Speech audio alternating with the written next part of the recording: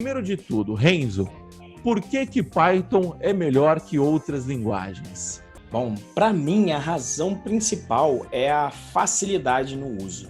E isso se explica pela curva de aprendizado. Se você for ver dentro da comunidade Python, é a comunidade que mais tem os ditos, e eu vou colocar entre aspas, não programadores. Então eu já vi radialista que foi resolver o problema dele de web dev com Python. Você tem gente que trabalha com ciência de dados. Uma vez eu fui numa palestra muito interessante, em que era a palestra de um astrônomo. E aí ele estava falando que ele utilizava Python com a galera, um wrapper por trás do PyCuda, e alguém perguntou para ele, mas por que você usa Python? Porque principalmente para esses algoritmos de astronomia, você precisa de velocidade, de performance, né? E Python, depois a gente vai comentar sobre isso, onde não usar, tem essas questões de performance que são resolvidas de outras maneiras, como nesse caso do astrônomo. E a resposta dele foi perfeita, porque ele falou, olha, eu dou aula para astrônomos. Eu preciso que eles estejam codando já na segunda semana, sabe? Na segunda semana eles já estão produzindo alguma coisa de útil. Então eles não são programadores, eles têm que entregar o resultado, né? Esperado. E aí essa resposta vem muito de encontro, por quê? Porque a linguagem, lá no seu core, tem lá o Zen do Python, que explica, dá uma visão geral sobre as decisões de design. Você vê que elas pensam justamente na pessoa nova. São várias mudanças, inclusive, que a gente viu do Python 2 para o Python 3, que tem a ver com o ensino da linguagem.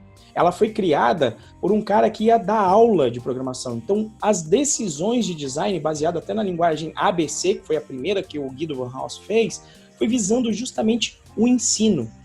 E aí, qual que é a pegada? Apesar disso, apesar dela ser fácil, ela é extremamente poderosa. E aí vem justamente essa questão de facilidade de uso, que você vê em várias decisões, como, por exemplo, o fato de na biblioteca padrão você já ter muita coisa. É o dito de o Python vem com as baterias inclusas, quer dizer, você instala só a biblioteca padrão e você já resolve muita coisa. E isso favorece a quem? Favorece o novato, que não vai precisar, por exemplo, aprender o que é um gestor de pacotes no dia 1, diferente de outras linguagens. Se você não instalar alguma coisa em outras linguagens externas, você já não começa fazendo muita coisa, né? Então, eu acho que a característica matadora seria a facilidade de uso, então, a primeira delas. A segunda, versatilidade. Quer dizer, vem com um bando de ferramenta e as extensões são incríveis. Então, eu estou te falando de um radialista usando para web dev, estou falando de cientista utilizando para fazer paper com o Jupyter Notebook, antigo IPython Notebook, né? Mas começou dentro do Python, a filosofia ali com a parte de programação científica. Você tem bibliotecas de processamento de imagem, processamento de linguagem natural, de ciência de dados, de web dev, enfim. O uso é totalmente extenso também. E ela resolve bem muitos desses problemas, né? Então, eu diria que é isso. E a maior feature que eu falei é justamente comunidade. Quer dizer, você chega lá e conversa com um Guido numa boa. Você vai lá e tem core developer, e eu já fui para as conferências americanas, você conversa com o cara, não tem aquela de estrelismo. E isso, de certa forma, se passou essa cultura até aqui para a comunidade brasileira. Você pega aí grandes feras como o Luciano Ramalho, que escreveu agora a Bíblia do Python, você vai lá numa conferência qualquer e fala com ele. Às vezes, até cheguei a fazer um meio de campo com a galera, nossa, tá lá o Luciano Ramalho, sempre quis falar com ele. Aí eu falava, então vai lá e fala. Né? Porque as pessoas esperam, às vezes, um comportamento das pessoas, né? No mundo aí de pessoas que são conhecidas em determinada comunidade, elas não são acessíveis. E eu acho que o Python, as grandes armas secretas são essas 4 aqui, antes de entrar nos detalhes técnicos. Mas essas daqui são as principais armas que o Python tem, por isso que ele ganhou muita atração nos últimos tempos. E aí, Moa, o que você acha? Eu acho que você resumiu perfeitamente. Python é muito fácil, né? Eu acho que essa é a parada. Eu vejo muita gente que não programa escolhendo Python para aprender, justamente porque eu tava vendo um material sobre data science outro dia, e o cara falou, cara, você escrever em Python é basicamente você conversar em inglês com o computador. Entendeu? Porque você vai fazer um loop, por exemplo, em JavaScript, que não é também uma linguagem muito difícil de se aprender, diga-se de passagem, a sintaxe é relativamente simples. Você vai escrever um loop em JavaScript, você coloca um for, ponto e vírgula, tipo assim, não, o cara que chega e fala assim, não tá entendendo, aí você vai no Python, é for, o nome da variável, in, um range e acabou. você está fazendo um loop.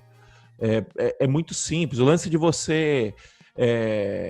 Tem um vídeo do Henrique Bastos, muito bom, que ele lançou semana passada, até minha avó sabe programar em Python, alguma coisa assim, que ele deu um exemplo falando que, cara, quando a minha avó vai no mercado, ela coloca lá material de limpeza, aí os itens do material de limpeza, aí coloca Cândida, Veja e tal, e aí ele fala, cara, o Python é isso, essa indentação simples, você não precisa chave, abre e fecha colchete, ponto e vírgula.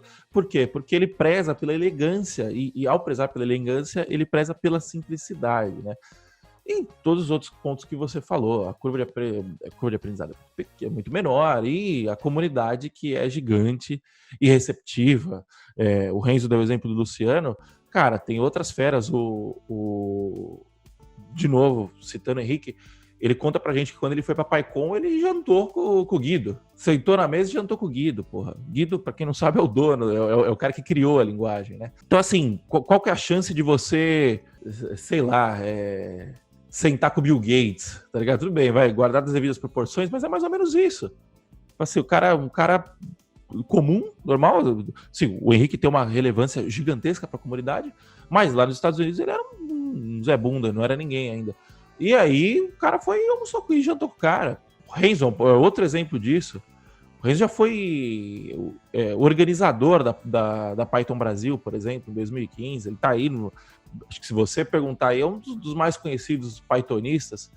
E troca ideia com todo mundo. Então, tipo assim, não tem estrelismo.